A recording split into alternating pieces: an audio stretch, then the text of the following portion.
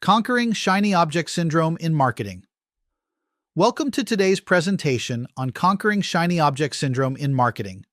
I'm Tim Hewitt, and if you've ever found yourself jumping from one marketing trend to another without seeing real results, this session is for you. In today's rapidly evolving digital landscape, marketers face a constant barrage of new tools, platforms, and strategies promising revolutionary results. But here's the problem. Chasing every shiny new object without strategic evaluation is costing businesses time, money, and focus. Today, we'll explore what shiny object syndrome really is, how it impacts your business, and most importantly, I'll give you practical frameworks to overcome this challenge while still embracing meaningful innovation. By the end, you'll have a balanced approach to evaluating marketing opportunities that actually aligns with your core business objectives. What is shiny object syndrome? Let's start by defining exactly what we're dealing with.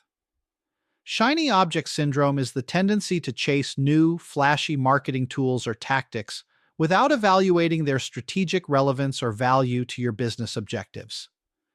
Think about it. How many times have you heard about a new platform or tool and immediately thought, "We need to be on that," without considering whether your audience is even there? The psychological drivers behind this are powerful. We have fear of missing out, or FOMO, constantly telling us we might be left behind.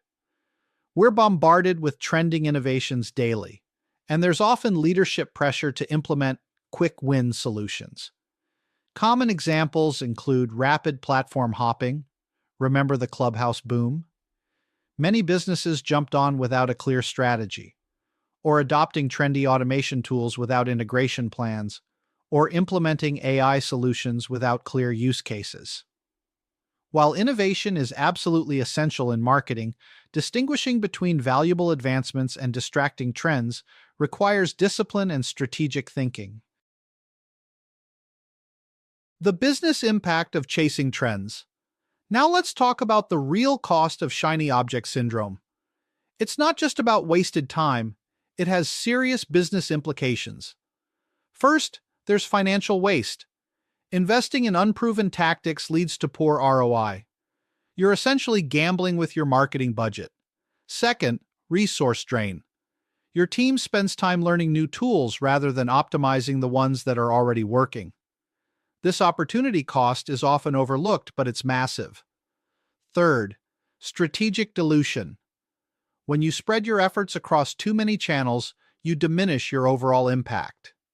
You become mediocre at everything instead of excellent at a few key things. Finally, team burnout. Constant pivoting causes frustration and reduced productivity. Your team never gets the satisfaction of mastering something before being asked to learn something new. Let me share a real example. A retail brand jumped on 5 different social platforms in 6 months. Their team became overwhelmed, their message became inconsistent, and their ROI plummeted. But when they refocused on just 2 platforms where their audience was most active, their engagement doubled within a quarter. Focus beats fragmentation every time. Warning signs. You're suffering from SOS. How do you know if you're caught in the shiny object syndrome cycle? Here are the key warning signs. Platform hopping. You're frequently switching between tools or platforms before mastering any of them. If you've used more than 3 email marketing platforms in a year, that's a red flag. Metric amnesia. You're forgetting to measure results before moving to the next trend. You implement something new without ever checking if the previous initiative worked. Strategic whiplash. You're changing marketing direction multiple times per quarter. Your team can't keep up with the constant shifts in strategy. Budget fragmentation. You're spreading resources too thin across numerous initiatives instead of investing deeply in proven channels. Here's a self-assessment question for you.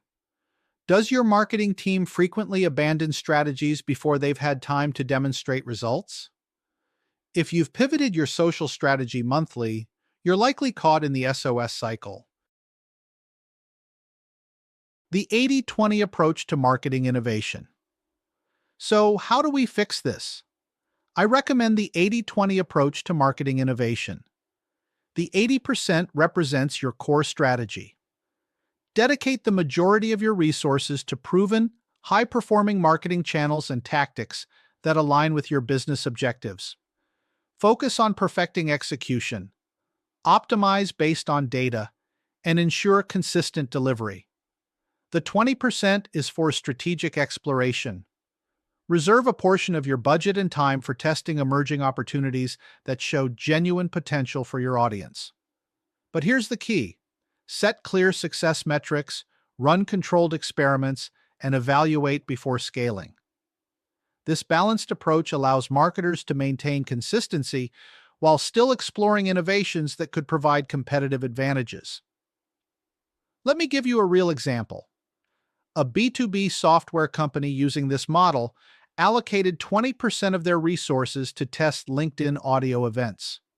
They set clear KPIs, ran controlled tests, and when it proved successful, it eventually became their top lead generation channel. But they didn't abandon their core strategies in the process.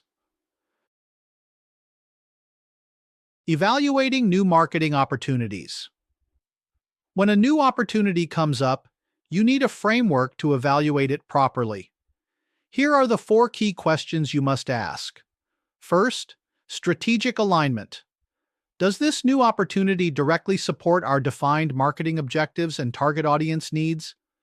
If it doesn't align, it's a distraction. Second, integration feasibility. Will it work with our existing marketing stack and team capabilities without significant disruption? You don't want to break what's already working.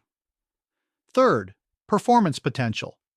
Is there evidence or data suggesting this will outperform our current approaches for specific goals? Look for proof, not just promises.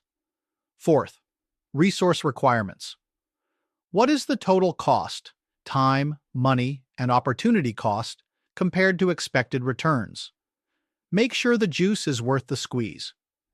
When evaluating opportunities, require advocates to complete this framework before consideration. This slows down impulsive decisions and ensures only strategically relevant innovations receive investment. And document all evaluations to build an institutional memory of what works and what doesn't. If you are a sole proprietor, go through these steps yourself. Case study: strategic versus shiny approaches. Let me show you some real-world examples of how different approaches produce different results. Startup X took the shiny object approach. They implemented every trending social platform within 6 months. The result?